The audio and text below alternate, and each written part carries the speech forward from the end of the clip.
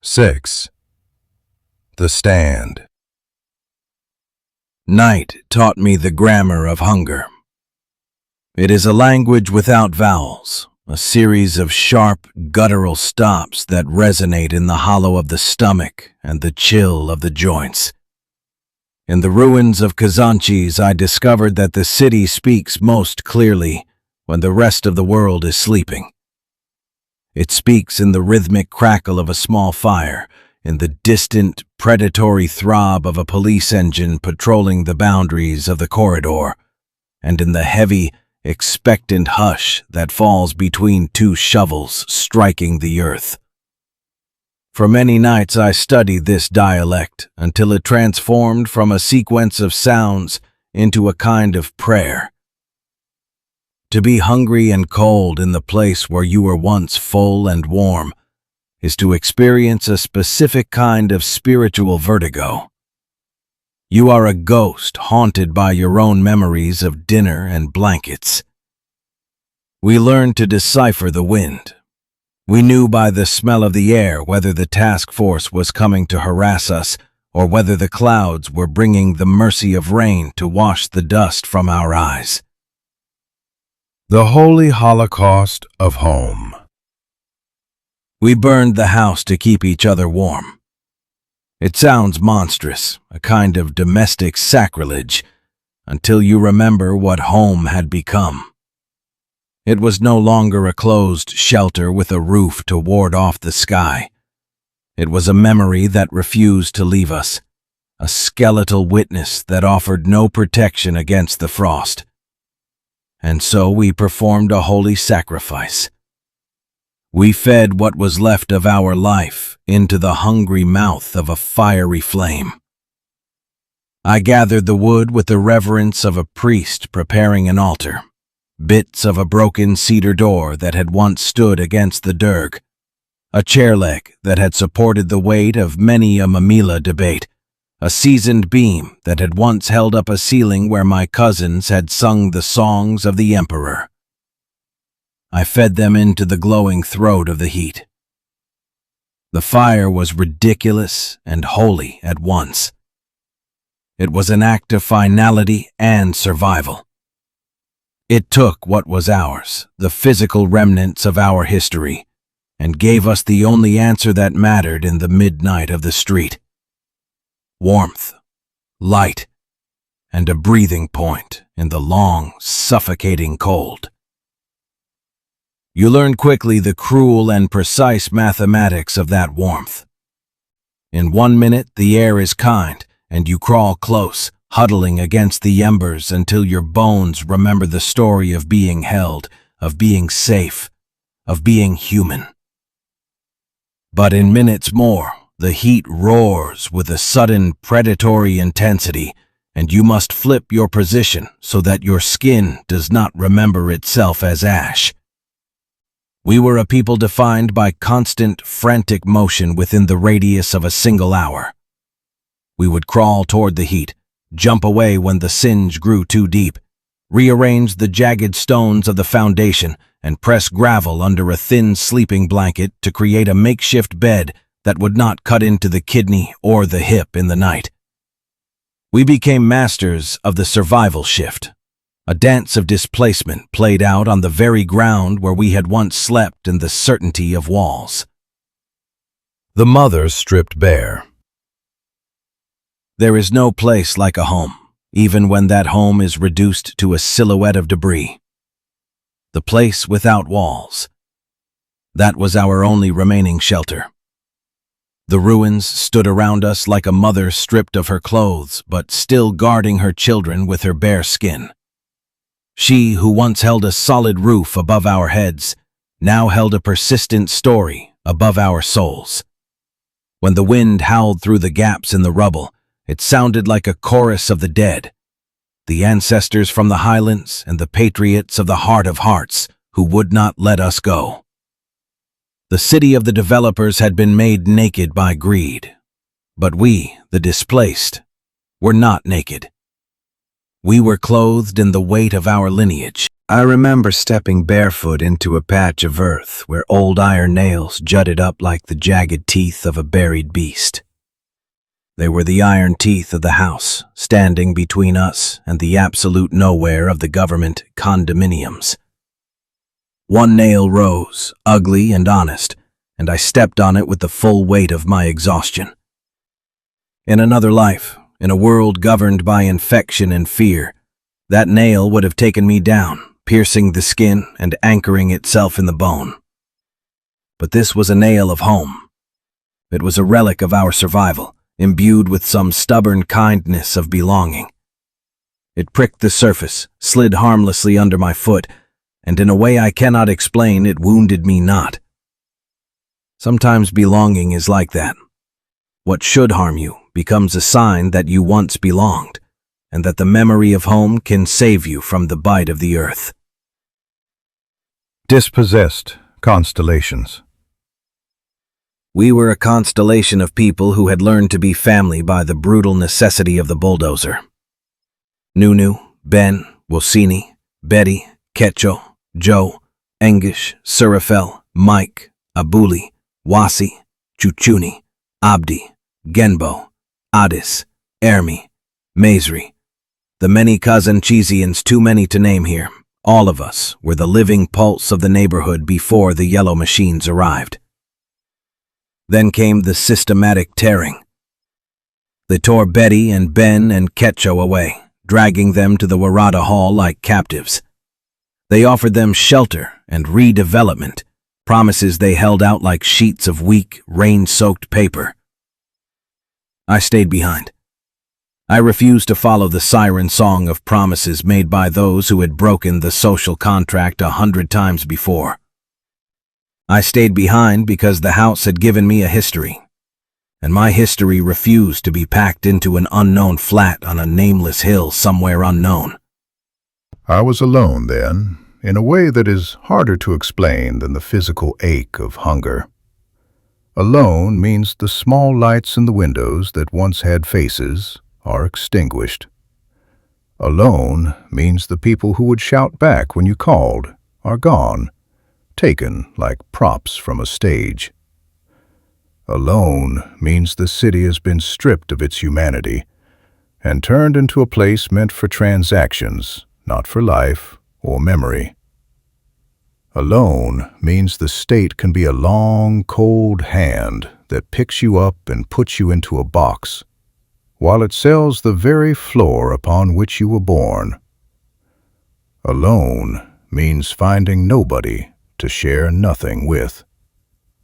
Alone is not knowing whether you would live to see another dawn or perish, whether you'd be found or not, feeling you wouldn't be missed or mourned. Alone means no help. If anybody saw you weak, they would attack. If you fell, they would kick.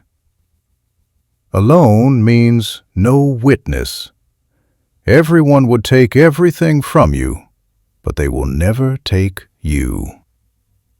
Soil questions. Where is the Ethiopians' country? I asked the stars during the nights when my breath hung in the air like a visible soul, and the cold cut into the back of my knees. Where do I belong? Why me? Why us? Those questions are the crucible of the spirit. They make men either die quietly or rise. I chose to rise. A life made of exile and hunger must answer the world with more than just mourning. It must answer with an architecture of change. I told myself then what I tell myself now. Since they have taken my home, I will ascend to my rightful throne. I will clean the dirty, the selfish, and the ignorant from the seats of power. I will care for my country because my country is not an abstraction in a textbook. She is Zemanayat. She is the woman who gave breath to us all. I will not just ask for justice. I will become the instrument of it.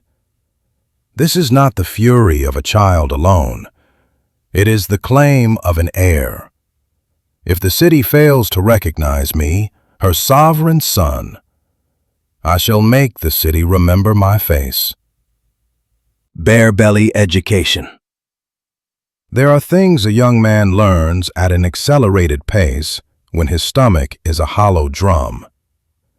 He learns to read faces for the hidden flickers of kindness or the hard lines of cruelty. He learns which policemen keep their humanity in a box and which have let it wither away entirely. He learns which neighbors will steal the last of your warmth and which will share their final crust of bread. I learned, too, that pride can sustain a body until it cannot. I would not beg for a place to sleep from the same hands that had taken my motherland stone by stone. I would not bow when the city had not even spared the wooden photograph frames of our living rooms. I remember Abichu, who once joked that he didn't even know there was a Hilton hotel in Ethiopia until he served elsewhere. That laugh tasted like pain. I used to go to the Hilton as a child with my father. Those rooms were part of my mental map. Those restaurants were part of the lexicon of my childhood. Addis belongs to me because I had eaten in her finest halls as much as I had slept under her humblest roofs. My blood is not a recent ticket to this city. It is an old and complicated debt bound with the sacrifice of my ancestors. Kazanchisian nature. I am a Kazanchisian by nature, more diverse, more loving, and more learned in the small, essential things of life than those who now hold the grand titles of office. This is not arrogance. It is a sociological fact. Our streets taught us a dozen languages, 100 prayers, and 1,000 ways to survive together across the distrust that the powerful tried to build between us. Our stories were Ethiopia in miniature. We had descendants of ancient kingdoms living next to refugee daughters. We had choir boys and bar owners, poets and policemen, all singing in a beautiful harmony. We were, in sum, everything Ethiopia pretends to be on her best days. Now they tell us of prophecies. Abichu told the people his mother told him he would be the 7th king. There is no wrong in a mother's love, even if we didn't already revere motherhood wholly. But there is a profound shame in a leader not knowing that Ethiopia had 225 King of Kings, from the Queen of Sheba to Haile Selassie I. How can they lead a country they barely know, let alone love? Erasure of the ledger. They call their plans development and modernization. They call it a corridor. I call it a slow surgical erasure carried out with the smiling mask of progress. The violence of the prosperity plan is bureaucratic, but it is no less lethal than a sword. A house is not merely wood and brick, it is the physical ledger of a people's life.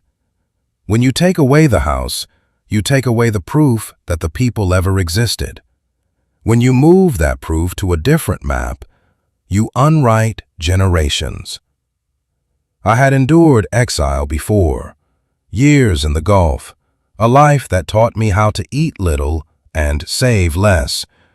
But what they did to Kazanchis was exile made domestic. We were sent to live among nameless fields, to wear apartments carved out of someone else's sterile plan, to be citizens only in story, and many were denied even that. They were rendered homeless. This is the violence that made my bones ache, and this is why the little fires mattered so much. They answered the cold while we waited for truth to catch up. Sovereign vow. But sometimes you mustn't wait for truth. You must seize her. So I vowed to seize her. I would not be a victim in a story that had tried to reduce me to a mere utterance. I would not let the memory of the heart of hearts go without a fight. It is not only about my grandmother or my aunt. It is about every neighbor burned by the same project. It is about Engishu, who died months after being thrown to the street. About Surafil, my friend, who went to the hospital and never came out. About Ingu, who disappeared for 10 days and returned broken to streets that could no longer feed nobody, let alone shelter them. It is about those that ended their lives by their own hands, unable to bear the fate they were condemned to. It is about the many that died of broken hearts and their small, silent funerals carried out without the dignity of witnesses.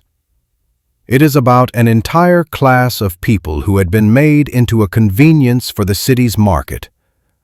The body remembers injury like a map of scars. My body remembered nights of beatings from police who came to steal, vex, and laugh. It remembered how they would strip phones from pockets and go through pictures like they were looking for crimes. It remembered how they would humiliate and ask my women for favors they would not grant. It even remembered the shame the city imposed on us when we tried to get help and were told the mayor's plans were more important than all our lives. Betty, an Ethiopian woman in Ethiopia, was being threatened with a bulldozer in her own yard, where she was not only born and raised, but was married and raising her first son herself. She screamed at them, blocking the way, and they screamed more. They said they would flatten her with the hood if she didn't move. And they drove forth onto her, while more than 20 people stood witness. Yet the police wouldn't accept complaints. They were there as guards to the fascism, not servants of the people. If history leaves a ledger, ours is full of entries. There are 30 names I could list. People who died from hunger because their medication ran out, because no one could reach them. These are the debts the city owes, and this book is one way to keep that ledger open. I say these things not to ask for pity, but to prepare you for the reclamation. The hurt passed through me and did not hollow me out. It tempered me. The Voice. You may ask what one 30-year-old man can do against the massive scaffolds of power, the elites, the attorneys, the contracts, the judges, the men with clean hands, not so clean, that sign the checks. The answer is simple. History is not made by the powerful only. It is made by those who remember differently. I rose each morning, damp and weary from the ruins, and I gathered what strength was left. I found the small sympathies among civil servants who still had a conscience. I found the one journalist who remembered how to listen. I forged a skeleton of a movement out of mouths that would speak and hands that would not be still. The signature pages, the open letters, the pledge sheets, the legal complaints. These are not just paperwork. They are a new kind of fire. When the men in suits counted their profits, they didn't notice the ash on our feet. They didn't understand that even after the bulldozers went, the wound of the city remained open. To be a child of Kazanchis is to carry that wound and refuse to be defined by it. They say to be born in the center of something is to carry its weight. I was born in the heart of hearts, and I will carry her proud. I will rise. Sovereignty is our inheritance.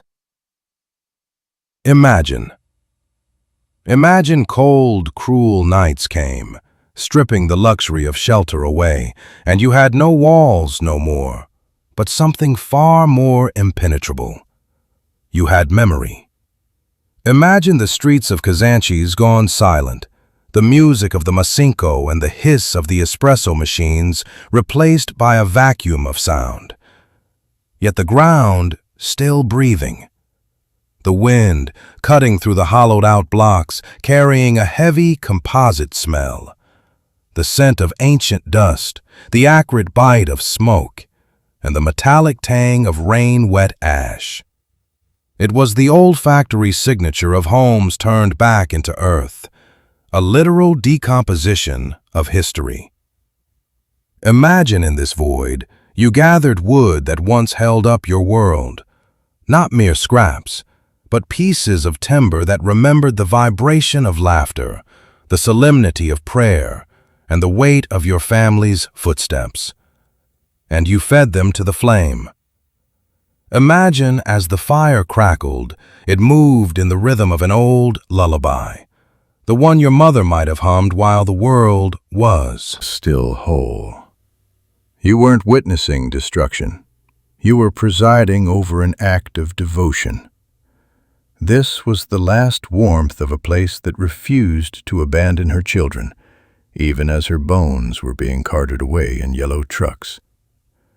Imagine the heat of this holy fire you have built, driving you back, the sharp gravel of the ruins biting into your skin as you rolled away. Then the predatory cold dragging you closer until the embers almost scorch your brow. Imagine even the rusted nails lying in the soil seemed to recognize your stride. They spared your feet, sliding beneath your soles like artifacts of a friendly era. Imagine the house herself, broken and bare, wrapped her spectral arms around you, whispering, "You are still mine.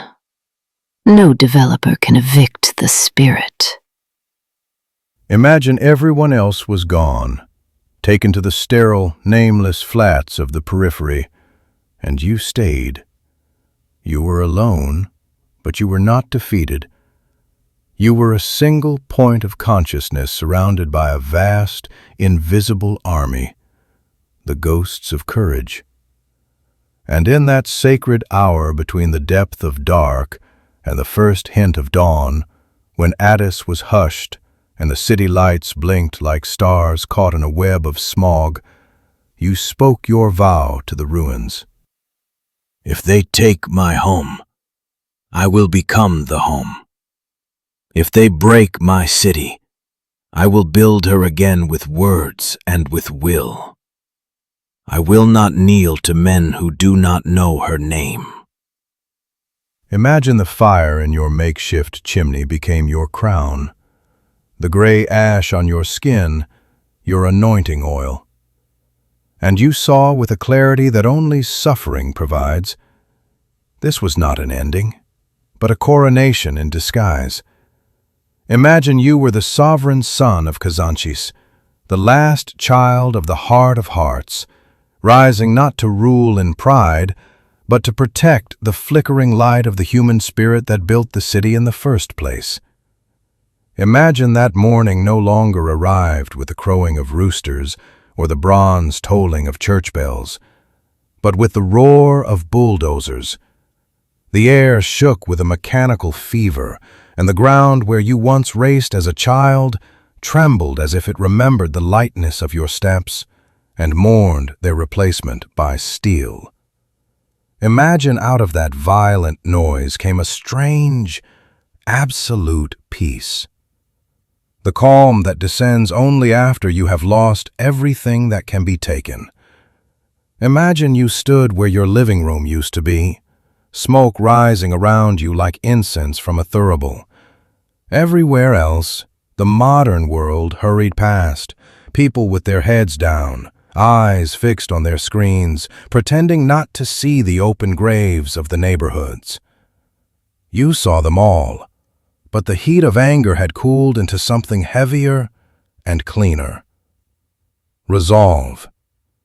You told yourself, They can bury walls, but not the pulse. They can scatter the people, but the spirit is a map they cannot even read. Imagine you had watched too much nobility die in silence. You had seen too many elders hushed by the loud, empty promises of development. And you realized then that if you spoke not, Kazanchis would suffer a double death, once in stone and once in forgetting. So you began to speak.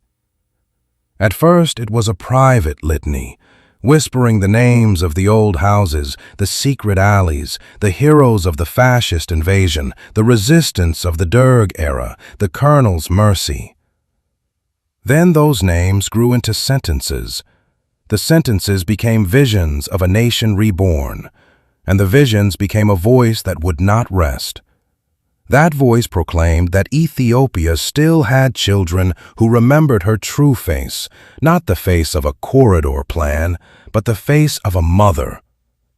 And you wrote, not as a victim seeking pity, but as a witness demanding justice. You began to see every loss as a coordinate on a new map you were destined to draw, one street, one soul at a time.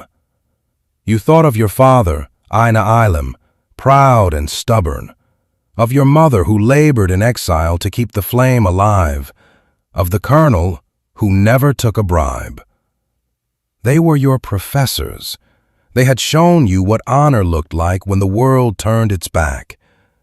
This was the birth of the hybrid vision, the radical union of the ancient past and the technological future, of the royal crown and the common citizen, of deep faith and sharp reason.